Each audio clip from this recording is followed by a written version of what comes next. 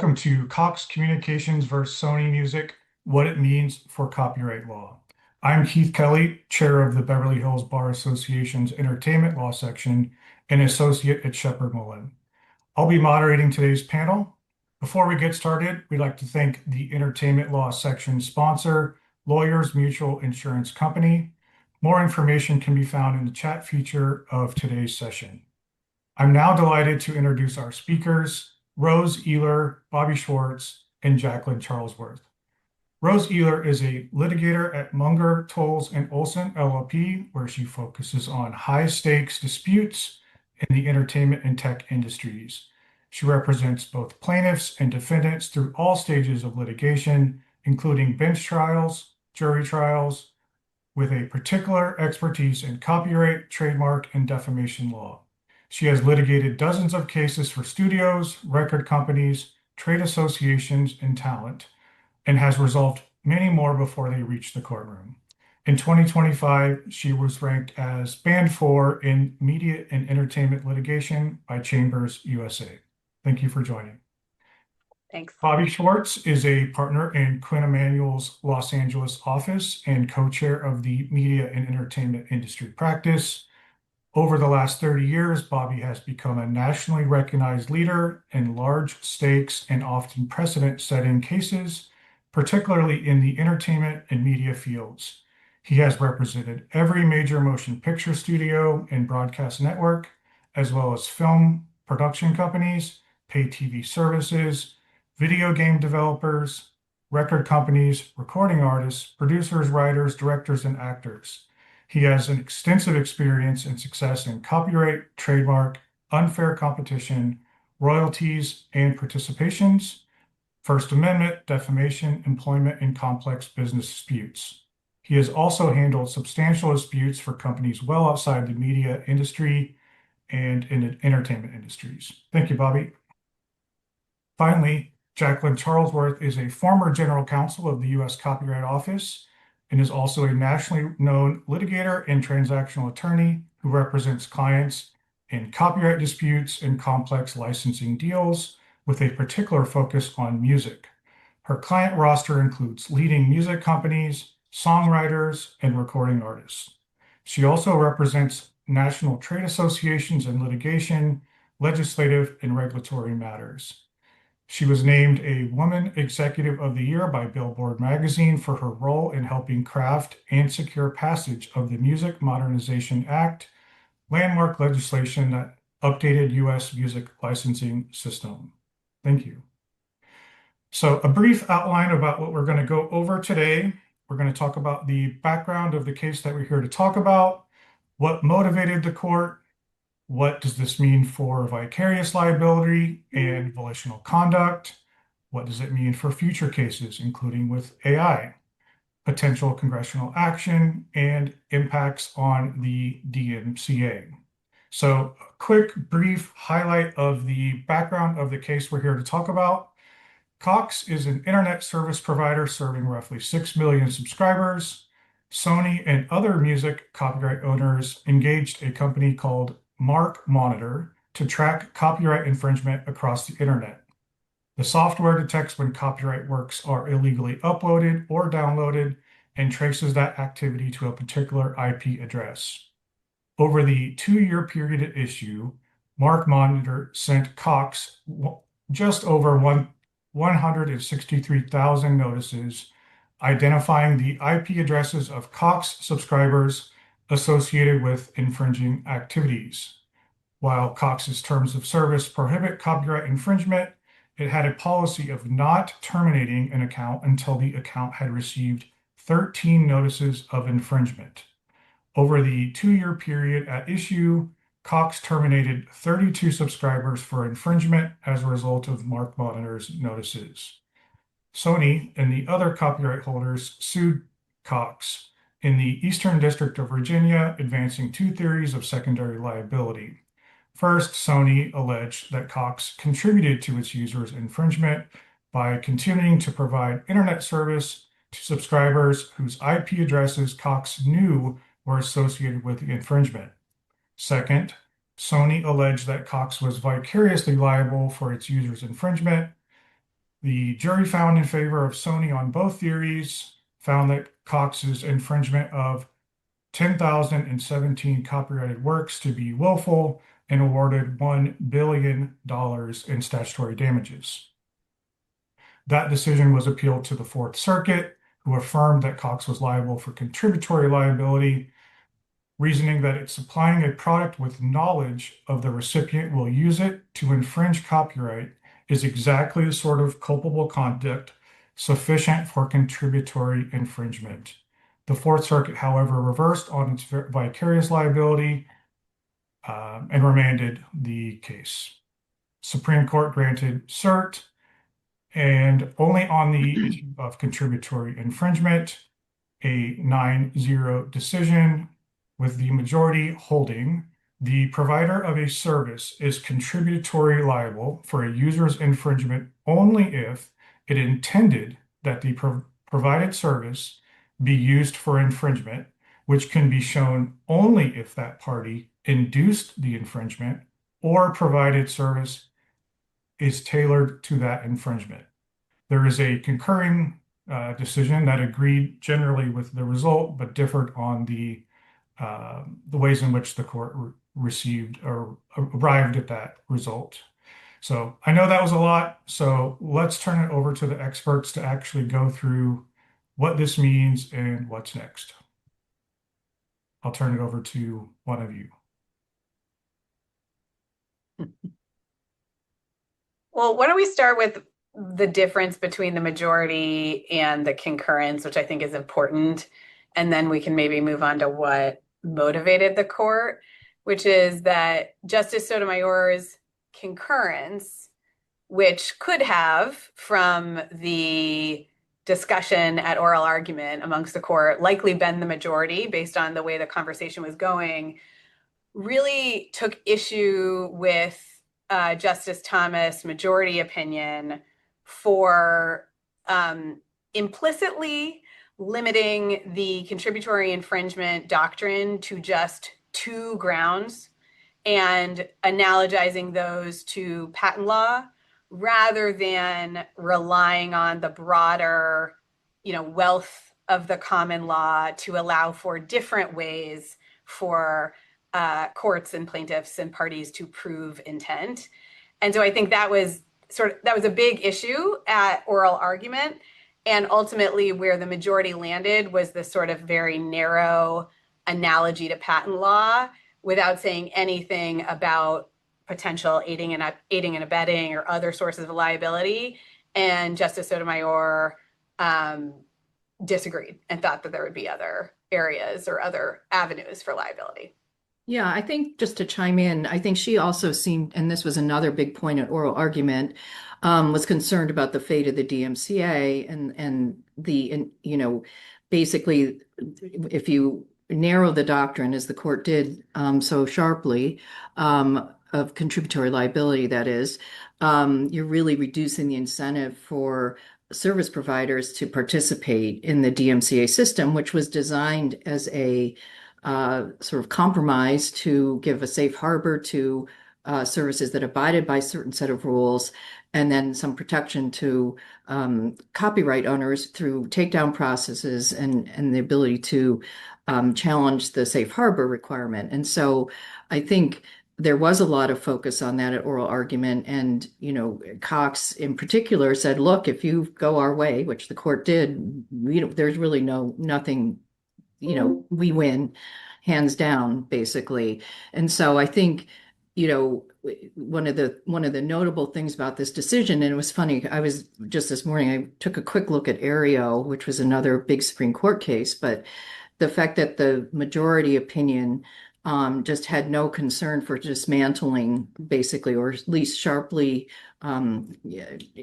reducing the ability of copyright owners to use this whole compromise system that was very expressly set up as a compromise by Congress in the way that it did. And so that, I think, came as certainly a shock to, the copyright community. And, I think that's a big question going forward in terms of what will copyright owners be doing to assert their rights to remove infringing material or control it? Can I add something to that? I was pretty surprised by the decision. I think everybody assumed after the oral argument that Cox was likely to come out with a victory. But what it would look like, I don't know that anybody really knew. But the tenor of the questions was definitely in Cox's favor. I'd be surprised if anybody said, "Yeah, this is exactly what I thought would happen," because, well, I'm sure there's many smarter people than I am out there, but what's missing from this decision is any explanation as to really how they got there, other than the analogy to patent law. They start from the premise that there's nothing in the copyright that addresses secondary liability. I don't know if I agree with that. I think 106 is pretty clear that these are exclusive rights that the owner holds for the owner, or to restrict other people to authorize the conduct. And so I think there's definitely something in the Copyright Act that deals with this. But what is the principle on which the court decided that tailoring and inducement are the only grounds for contributory infringement? What legal principle is there? The only one you can discern is this reference to patent law. And I'll admit, when we were arguing the Grokster case 21 years ago, that was the inspiration for active inducement. And it was just a process of going back and rereading the 40-year-old Sony case, noticing that the staple article of commerce doctrine had been plucked from the patent statute. A subsection of that statute, or the adjacent provision of it, talks about active inducement. And so we thought we'd try and persuade the court, hey, if the patent statute is close enough for the Sony case, it ought to be close enough for this active inducement theory. But that doesn't mean that it's the exclusive source of legal guidance for copyright law. And there are plenty of differences between copyright law and patent law. And so I think Justice Sotomayor has a pretty good point in saying, like, what is the doctrinal basis for constraining this to these two theories, other than that's what you've decided you want it to be? Right. I agree. I mean, I think once you accept the premise that there's some federal common law, which they even retain some amount of that, then why would you arbitrarily limit it? It seemed unnecessary. Totally agree with that. I agree as well, and it's actually more than that, because I went back and I read Grokster, which, Bobby, maybe you lived through, but I went back and I read it, and there's this line in Grokster, and Justice Sotomayor makes this big, she talks about stare decisis, and so I was like, what is she talking about? And Grokster says Sony was never meant to foreclose rules of fault-based liability derived from the common law. So, and I think that has to be an avenue that is at least still open to argue to lower courts and appellate courts going forward, that you've got the majority opinion authored by Justice Thomas. Yes, he has that loath to expand language, but he embraces Grokster. He doesn't overrule Grokster. And then you've got this language in Grokster that says, Sony was never intended to foreclose rules of fault-based liability derived from the common law. So there must be some room in here. Now, whether that'll be successful or not remains to be seen, but I think it's at least a valid argument that you've got what is also still binding Supreme Court precedent in Grokster that envisions other potential areas of liability, and at least try to make arguments for other, ways of inferring intent. If you're talking about contributory, though, the concern, I think this was not necessarily contributory, well, right? I think that, I think we're going to get to vicarious in a minute, but the language said it can only be shown, this is the majority, only be shown by one, an affirmative, inducing of infringement, to a device that's tailored to infringement. Right. It's limited. It didn't say it can be shown. It said only be shown. So I really feel that the court, very consciously at least the majority, shut down these other avenues for contributory. Unfortunately, I have to agree with you on that. It's on page 7 of the slip of opinion. Yeah. I want to look at it, and the word only kind of jumps off the page there. I think if someone tries to make the argument, Rose, that you're advancing, someone's going to point out and say like, well, wait a minute. No, it can't mean that. The majority opinion just does not leave room for anything else. Maybe there's a basis for vicarious liability or direct infringement, but not contributory unless it's tailored or there's inducement.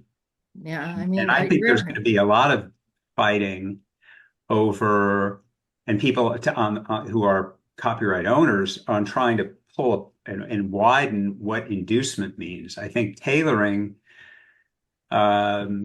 we've had enough experience with from 40 years of staple article of commerce doctrine from Sony to have a good appreciation of what that means. But now that the spotlight's on inducement, I think you're going to see a lot of disputes about whether what the defendant did is sufficient or not. And they did use the word affirmatively induced, too, which is kind of arguably redundant.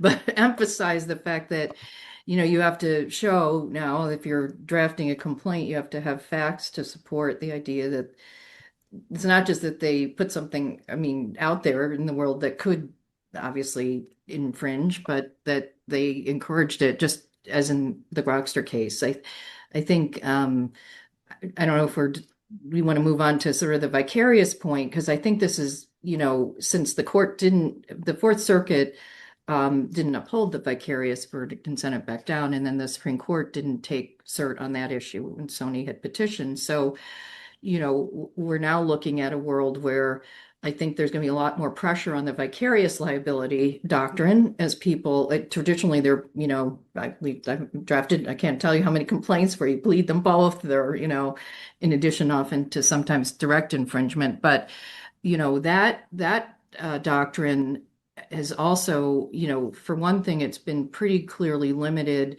where you have a subscription service where you just have a recurring subscription fee. And there's even some legislative history that says this.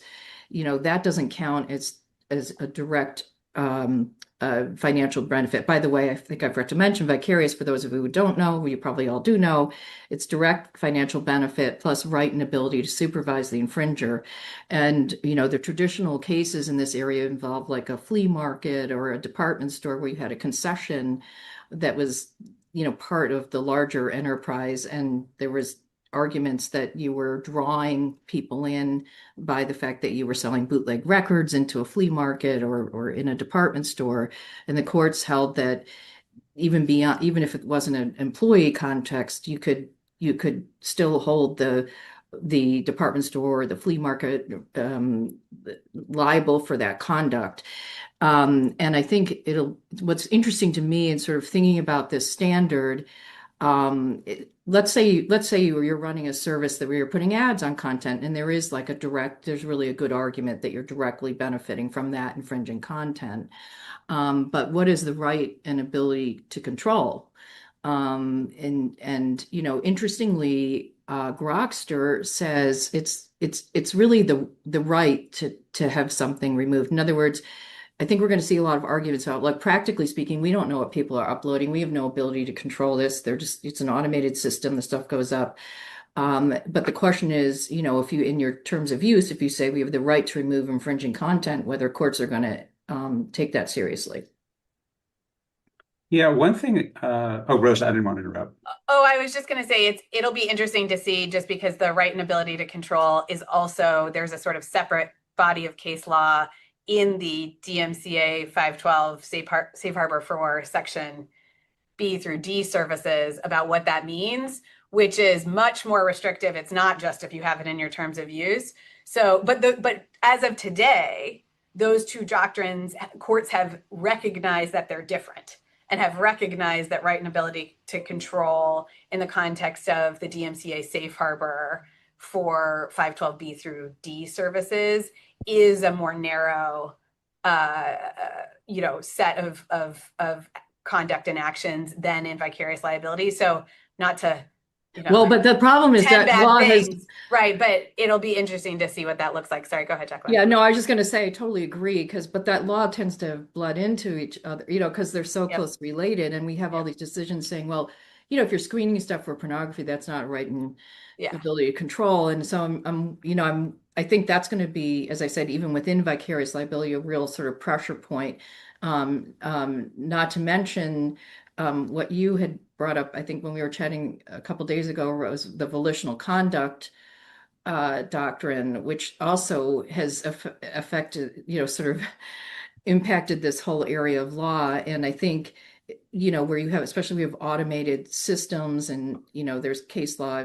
I don't know if you want to talk about it, Rose, but like, I who do, pushes the but button? Bobby was going to say something on vicarious Oh, thanks. liability, so I want to make sure we do. Yeah, before we get there, I think there's some interesting disputes are going to arise from terms of service where one side of the case is going to say, hey, wait a minute, you platform, you app, whatever, you reserve the right to take action against infringers, what have you. And that's evidence of a right and an ability to control. And for vicarious purposes, and someone's going to say, well, the dispute whether that's sufficient. But then at the same time, what does one make of in the contributory side on inducement if or intent generally, if that same terms of service says you agree as a condition of access to this platform not to infringe copyright, and is that indisputable evidence of an intent that it's not inducing copyright, even though there's an ad out there that or a promotional material that argues the other way. So there's a lot of issues here, I think, that are going to keep these cases very much in play. But that was my point on that. But if you want, we can move on to volitional conduct. One more thing on vicarious liability before we move on, since we are sort of talking about, what does Cox teach us about these other doctrines and what's going to come next. I think, and I have not done this, but I think we should probably look and see what patent law has to say about vicarious liability. And certainly there are at least arguments now after Cox to make that, for one side or another, that what patent law says about vicarious liability and the standard there may need to be informative of the vicarious liability doctrine. I looked very briefly, so I'm not going to claim, like, full disclaimer, copyright lawyer, not patent lawyer, but I looked very briefly before this webinar, and there is this doctrine. It is actually, from what I could tell, there's a Federal Circuit opinion, Akamai Technologies. Akamai, thank you. That was after the remand after the Supreme Court one, which we all know about. But the remand to the Federal Circuit dealt with this and essentially said that vicarious liability was just another way of getting to direct infringement. So the sort of principal agent dynamic, which is not how we treat it. And so I'm just going to throw out there, again, without speaking very outside my lane, that there's sort of some research and some thinking to be done on the what can be taken from that and what should be left behind. But given what the Supreme Court said, I expect that to be a place for parties to argue going forward. I think that's just a great point, because we were talking about what motivated the court.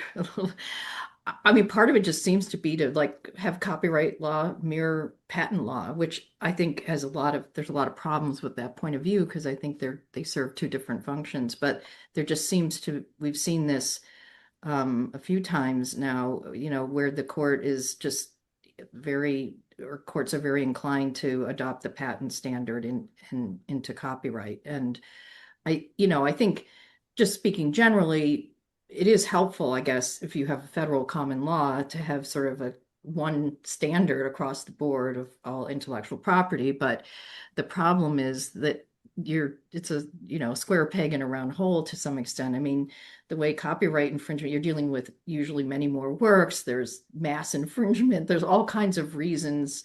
There's direct consumer involvement. I mean, which sometimes can be true, but it's not like you're selling copying machines or VCRs, right? It's just a very different context. And so I think it's disappointing, frankly, that the court did not pick that up. I mentioned Aereo a little earlier, and I just wanted to say what was striking, because I think I left this out, was when I reread the Aereo decision, there was actually a lot of concern about what Congress had done to solve the cable television problem, and that decision really turns on congressional intent in explaining why Ariel was publicly performing, contrary to arguments in Scalia's dissent, saying no, no, no, you need volitional conduct. And so, I mean, that's a very helpful precedent, but it's very tied.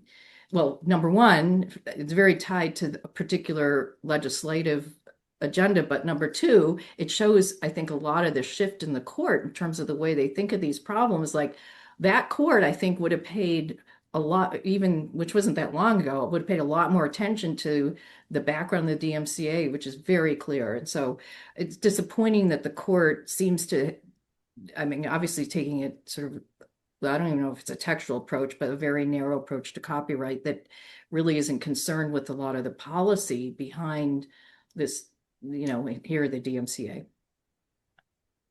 One point in echoing that, because I agree with you, but I think in echoing that, the congressional intent, if there is one here, was for there to be some kind of compromise or engagement between copyright owners and these sort of 512A conduit services on these issues.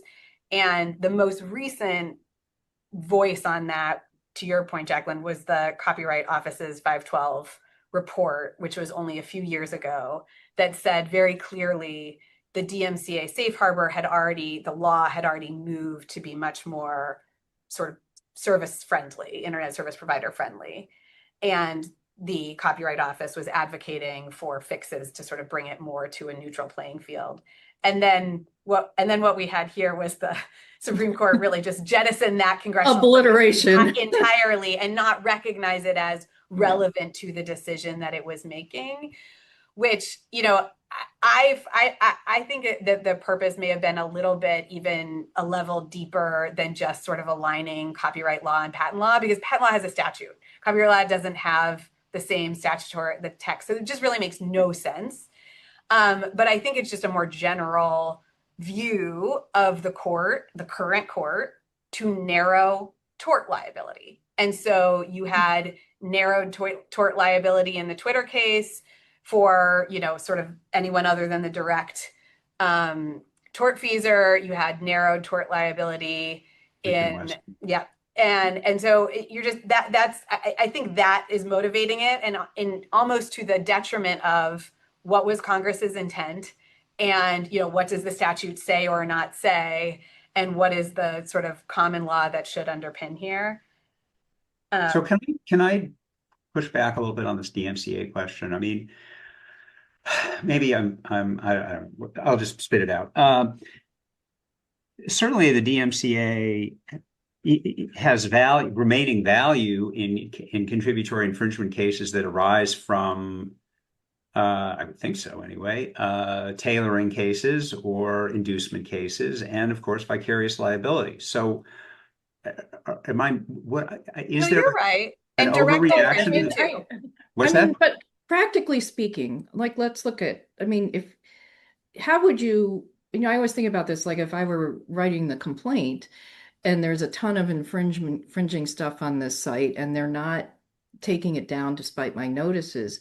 How do you plead affirmative inducement? With Grokster, which you're very familiar with, you had all the advertising, you had actual statements and a lot of evidence of what the point was, even the name of the service. But I think for contributory, it's going to be tough to meet that standard in a lot of cases, because you don't, until you enter it's really kind of, can you plead enough facts to get yourself in the court? Maybe then you can get discovery. Maybe then, like in the Cox case, you had the worst facts ever, actually, once I got the email saying F the DMCA and everything.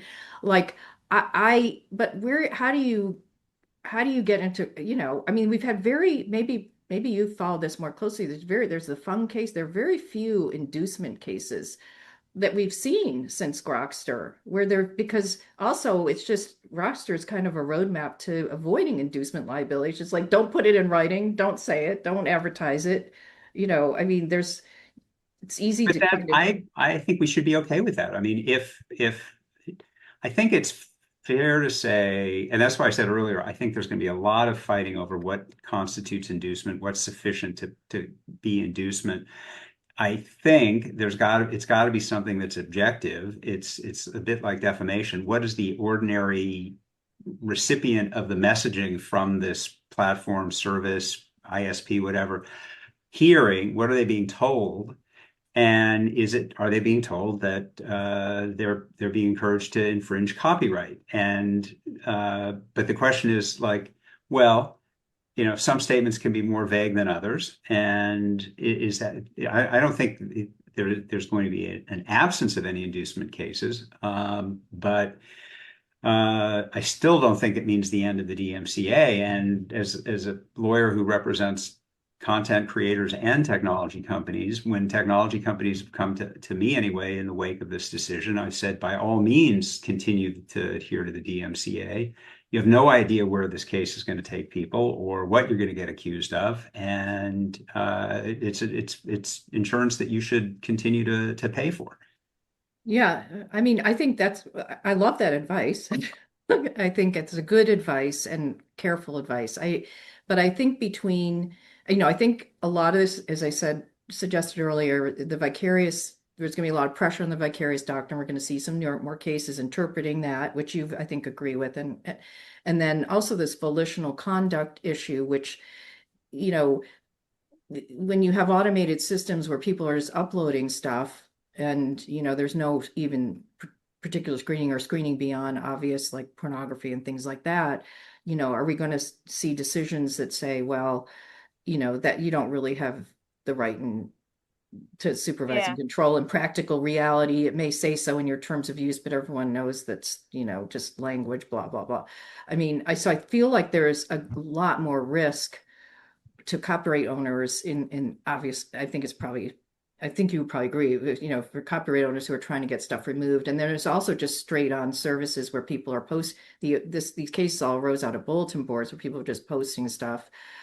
And, there's no ability to, I mean, I'm just worried about the incentive to comply. I mean, Congress, there was very clear in the legislative history, it's very clear that Congress intended for the background doctrines as they were understood then of contributory liability and vicarious to continue, so that would be the incentive for the services to comply. Now we've kind of wiped out, I think, effectively or close to wiped out one of those doctrines. I mean, so I feel copyright owners are in a more precarious position at this point. I'll be a meanie in this. Oh wait, Rose, you go. You haven't said.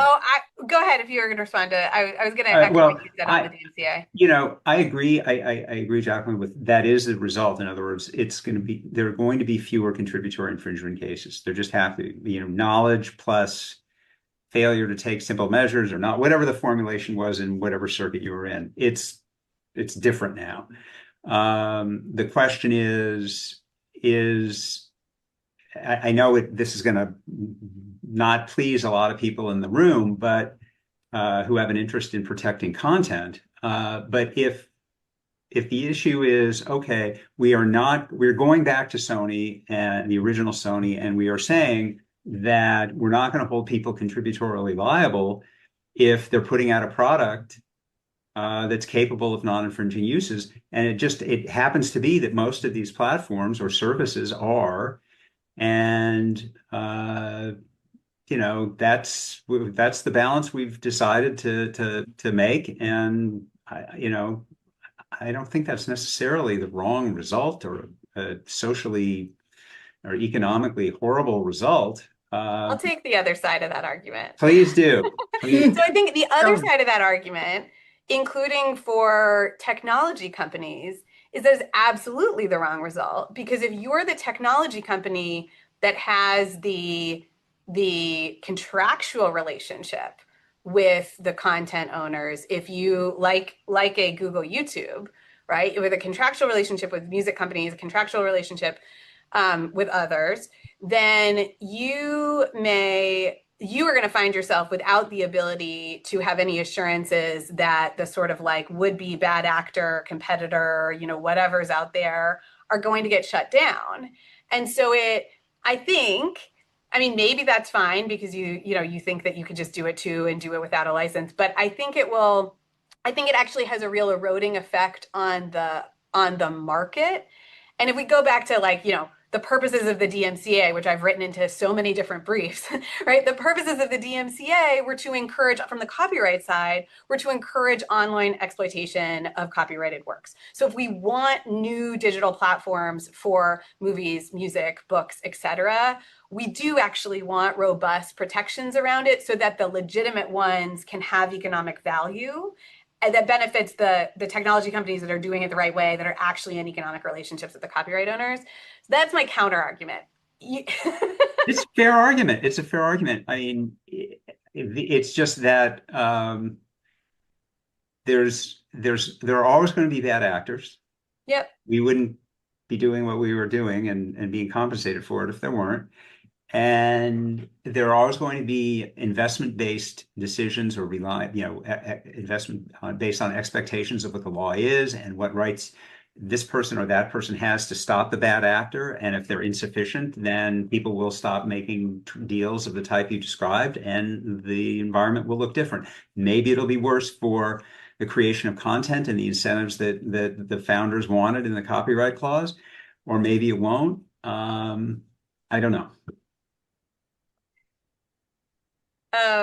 Did we want to talk about volitional conduct? We'd mentioned it a couple of times. Tell us about volitional conduct. Yeah, Okay. let's talk about that. Here's my hot take on volitional conduct, which actually relates to this issue as well. So my hot take, I have two things to say about volitional conduct. The first thing I will say is, if I wanted to sort of take the Cox decision and try to use it in a way that was kind of, in favor of the copyright owners and kind of contrary to what I think Justice Thomas was trying to achieve, I would say, as it relates to volitional conduct, one, this is not a doctrine that exists in patent law anywhere. And so why would shouldn't you be loath to sort of create other doctrines in this statutory regime that are not found elsewhere in the law? And then I would also say copyright direct infringement, which is, so for just a table set, volitional conduct in some cases has been an issue that courts have required to determine essentially what the distinction between a direct infringer and a potential secondary infringer. It usually arises in the context of infrastructure or platform or other questions where there's a factual issue of who is actually doing the conduct that is causing the infringement. It looks a little bit different in the Ninth Circuit and in the Second Circuit, and it doesn't come up in most cases. But what I would argue is that it's sort of a judge-made doctrine. It shouldn't exist at all. And in the Copyright Act, where we have a strict liability tort, you've essentially courts have grafted onto that a sort of doctrine that upends what would otherwise be strict liability. Now, that's one thing I would say. The other thing I will say is, as a practical matter, I don't think it's going anywhere. And as a practical matter, I really worry to sort of the point about technology and what things continue to look like.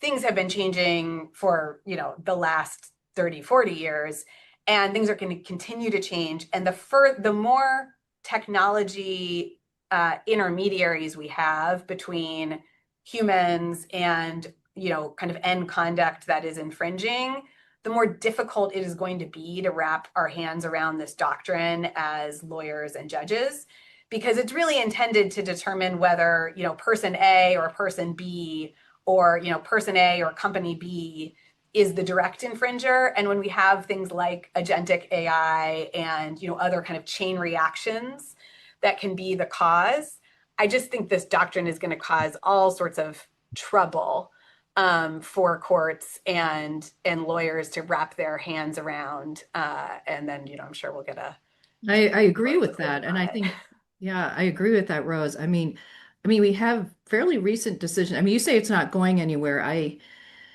I mean, we have it first came up in Netcom, actually, ironically. It was the first where, the question is, I mean, I understand it maybe a little bit differently. I think it does sometimes sort secondary from primary infringers, but it's really addressed to, is this person or entity causing direct infringement? Some people, Nimmer says it's proximate cause, which is a traditional tort standard. It's sort of, can you hold this person legally responsible? And sometimes it's an issue of like literal person directing another person. That's the most recent case, the Abco case. Someone bought a bunch of bootlegs. They wanted to exploit them. They said to their brother-in-law, go post them.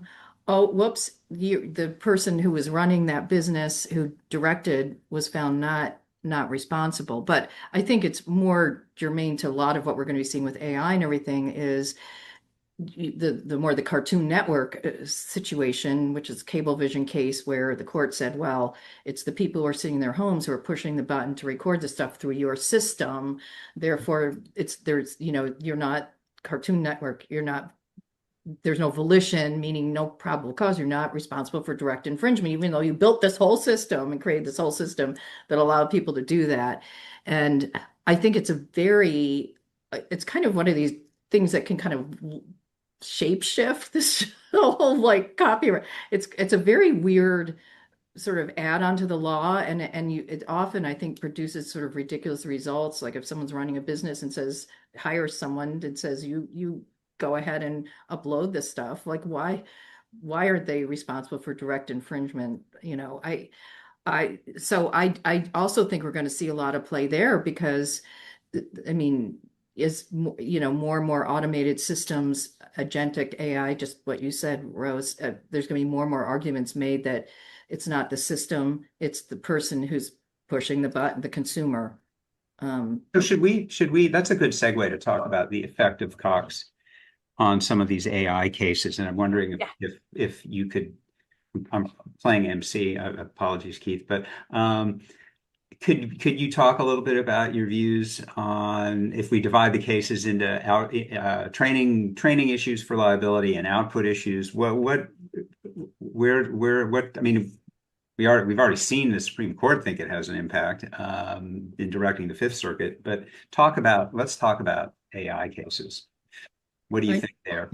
Well, I mean, I think Rose has some views on this. I mean, I think can have all, the Cox decision is going to impact a lot of these cases. I mean, we're already seeing impact, people in a lot of copyright cases generally where people are moving to dismiss claims. And I mean, I'm advising clients in certain ways based on that case. But I guess my general view is that the output cases are going to be trickier. Rose, I think, should speak more to, because I think she has a lot of, knows more about some of the current cases. But my view is that the training, I've always been of the view that, for copyright owners, the training issue is the issue that needs to be won from their point of view, in the sense that there's clearly copying going on, the works are being exploited for commercial gain. And I think that, there it's not debatable that there's direct infringement, right? So you're not getting into all these follow-on questions. But I actually am really interested in hearing Rose's point of view on all the sort of pending cases, many of which involve both issues, in fairness, but a lot of them, there's a lot of compelling, like, you'll see these complaints with hundreds of gorgeous pictures of all the copyrighted characters, coming out as output. So what are your thoughts? I think you're right that the training claims, direct claims, remain what they are in the cases. I think as it relates to the contributory liability claims, some of which have survived motion to dismiss already, and now they're in all of those cases, the AI companies will be filing, a renewed, motion to dismiss or request for some reason to rebrief this issue. I think it will become a very live issue. Here's why I think Cox is of only limited value. The Cox decision was about internet access. You cannot get more, it's not just dual purpose, it's multi-purpose, it's everything. You cannot get a technology that is more akin to electricity or water or what have you than access to the internet. So it literally tells you factually nothing about what tailoring means. And the court really had this concept of kind of malfeasance versus nonfeasance in mind as well, and really sort of treated the idea of, well, terminating subscribers, which was the only thing that was available, that you don't have to terminate subscribers. Not terminating subscribers is not an act, is not malfeasance, that's nonfeasance. So in the AI cases, you've got, it's just a different set of facts.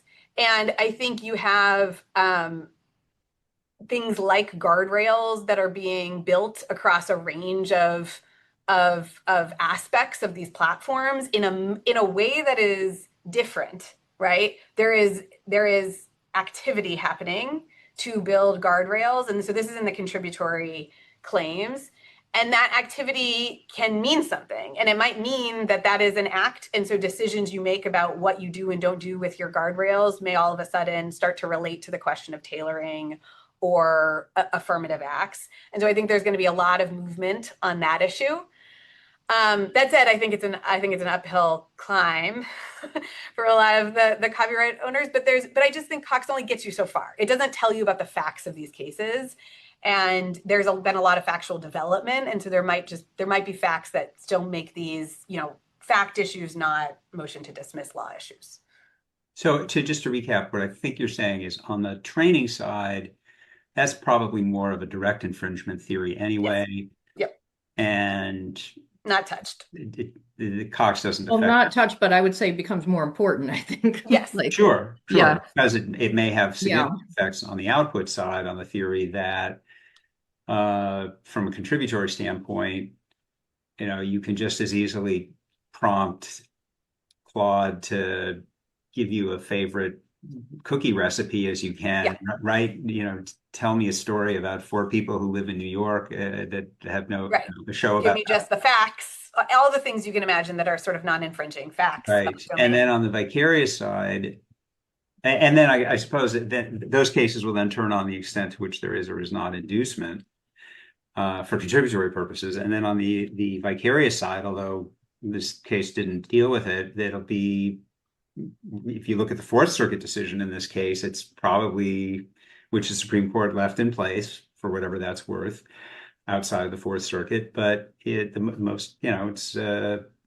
to have a problem with the direct financial interest. And what does that mean, direct? Like, how direct is direct? And if you don't have ads on the screen with the conduct, and you just charge people a flat monthly rate, all you can eat, that's going to be vicarious is going to be very hard, I think, on the output side to establish, Yeah, I mean, I think we've had a number of decisions, as I mentioned, but plus legislative history that talks about like the flat fee.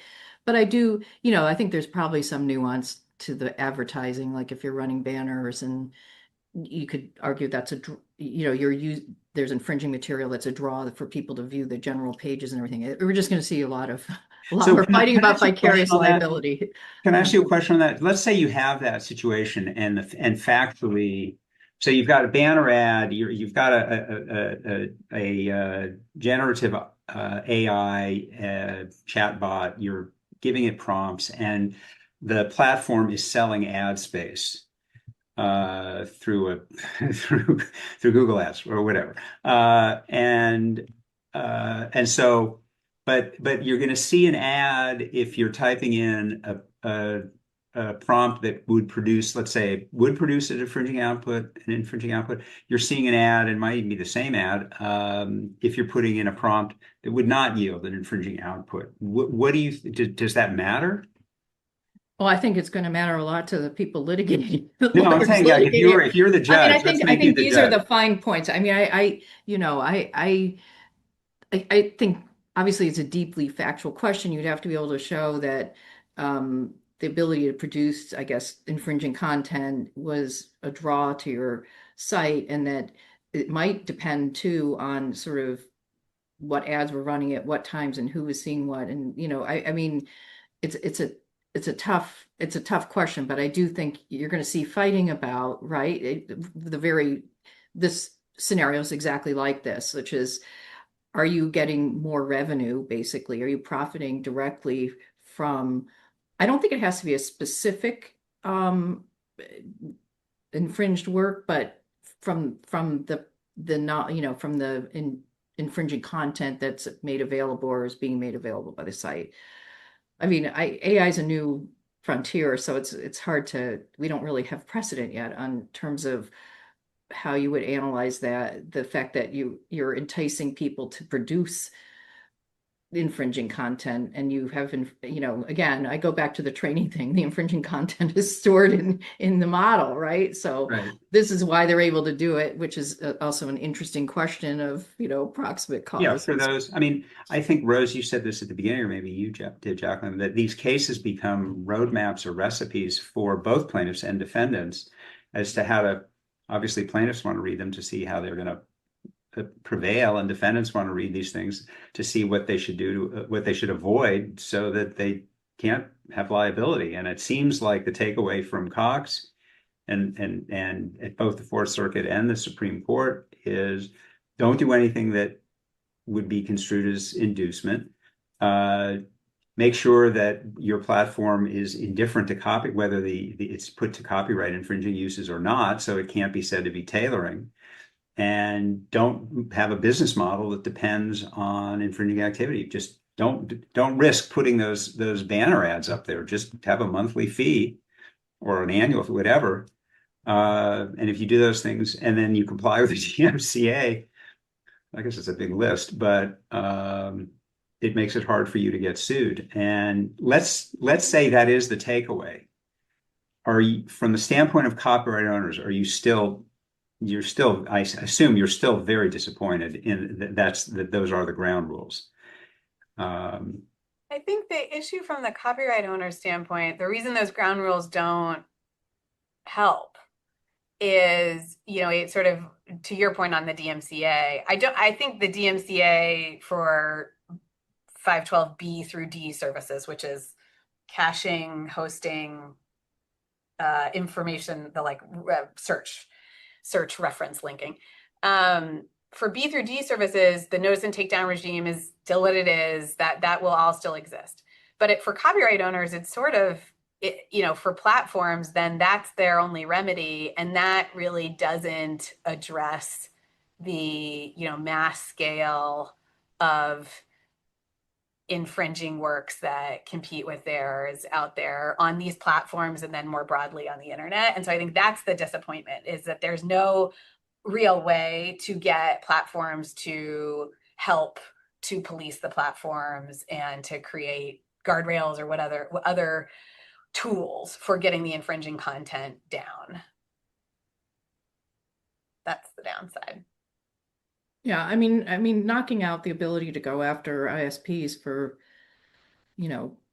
torrenting content or whatever it's a huge, that was an important tool of copyright owners. And I think that it's, what I said earlier about Cox, if Cox wasn't found liable under the facts of Cox, then really I think it pretty much precludes that avenue for copyright owners.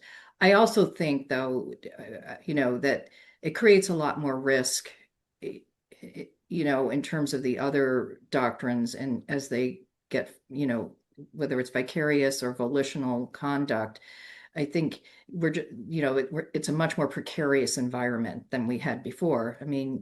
Knowledge plus, just sort of knowing of infringement and then facilitating whatever the operation was is a much lower standard. And it really helped, I think, police a lot of this. Even if you weren't suing people, there was that was out there in the world.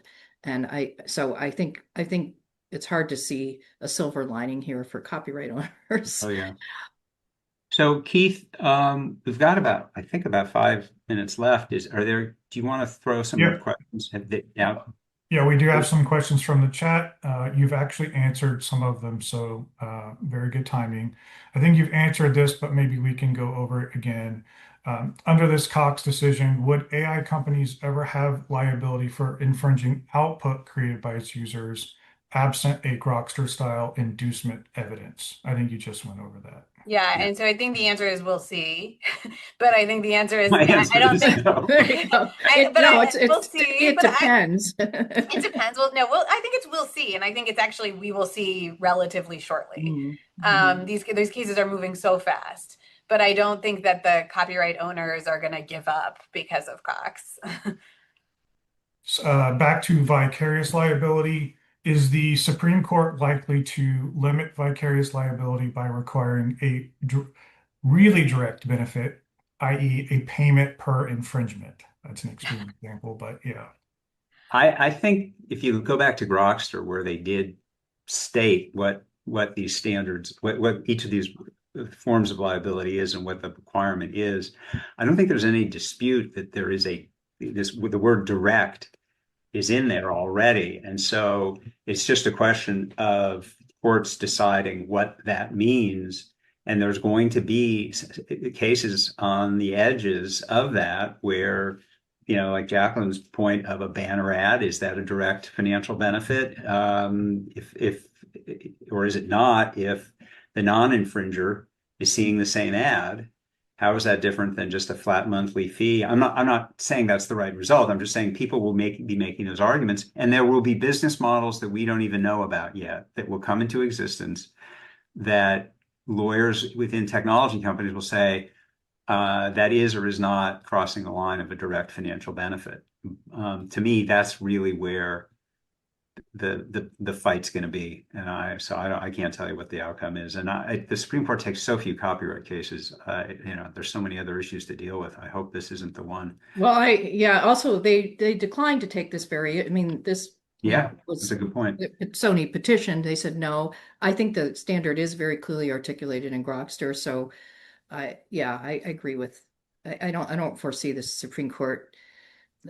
Who knows? You never know. But I don't foresee them taking that issue up anytime soon. One more question. Did Cox practically kill consideration of volitional conduct for contributory liability? Is there going to be a circumstance where a party either induced the infringement or provided a service tailored to the infringement without engaging in volitional conduct? That's hard to see how that would work. Okay, so let me try to kind of clarify doctrinally how this works. I think the issue, as it typically arises, including in cartoon networks and sort of the old precedent, is the volitional conduct is really the question of whether or not the usually infrastructure service platform is directly liable for something like a public performance that another party initiates and it's just a part of kind of the stream, or a copy that another party initiates that it's hosting. That's the scenario. So it's really a question about direct infringement first. And then I think typically volitional conduct falls away once you get to then the next question of, okay, if it's not directly liable, is it secondarily liable? I guess maybe the more nuanced version of that question, or maybe this was what is intended, is like, is it sort of baked in to these secondary liability standards? And I think the answer is probably yes, in that you have to be within, some degree of causal relationship from the infringement to be contributory liable. And what the court just told us in Cox is you need to have this intent or purpose. And I think that likely is enough to get you, from a causation standpoint, close enough in the chain. But they're kind of two different things, because volitional conduct is about causation and, Cox is more about intent and purpose.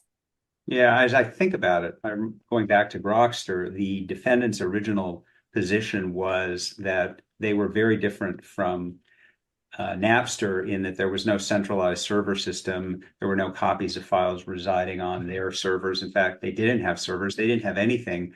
All they did was create software that in turn created a self-sustaining network that users could join and engage in conduct that either was or wasn't infringing. And so they, I guess you could say, from a secondary liability standpoint, they were saying they did not engage in any volitional conduct. They were, selling pads that you could buy at a stationery store and either write nasty words on them or not. That was their point of view. Well, they were saying they didn't have knowledge, which was the old, Oh, they were which is saying the a old lot of standard. things. I'm just, But yes. I also think it really doesn't come up. I mean, my perception, I don't think it comes up a lot in secondary liability. It's really a direct, as Rose was sort of saying.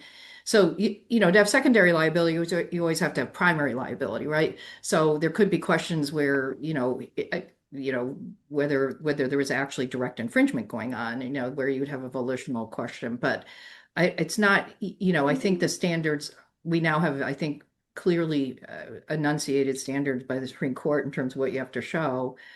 I don't, it's just not exactly relevant, I think, to the secondary doctrines, because it may be what Rose said is kind of baked in the sense that you have a standard that talks about whoever the secondary actors relationship, what their relationship is to the infringement. And that's the whole investigation, really, to begin with. You said it better than I did. Well, no, I don't think so, but baked in is good. Well, with 1 minute left, maybe we can get your opinion on whether or not this case leads to any congressional action. 1 minute. Bobby, you have the 1 minute answer. I have Or the I have the 10-second one. answer. I think I have the one word answer. No. Yeah. The Congress is not the solution here. I mean, I'm sure somebody will introduce a bill, or a bunch of people will introduce legislation to fix this, undo this, whatever your point of view is on this. But to put it in the parlance of the copyright owners, the evil moneyed interests in the technology sector have so much capital and market power and sway that I don't see that Congress passing a law that would make their lives tougher. So it's theoretically possible, but practically, I don't think it's going to happen. Yeah, I agree. I think that the only thing I would add is, Congress tends to like negotiate, in copyright with the Music Modernization Act and even the DMCA, they like negotiated bills where there's agreement. And I don't see a lot of incentive for the ISPs to come marching and say, please help us here. There's really, with the DMCA, there were interests on both sides. That's why we had the great compromise, right? They wanted to reduce liability on one side. The copyright owners would be able to get stuff taken down. So both sides had a reason to come to the table. But this one, I'm not seeing it, at least not yet. No, they're still drinking champagne up in Silicon Valley from last week or 2 weeks ago. I don't know. Okay, good to know. I don't know. With that, thank you guys very much. It's been very informative. The audience has really loved it in the chat. Yeah, thanks again for joining us. Hope you can join us for another panel. Thank you all very much. Thank you all. Thanks.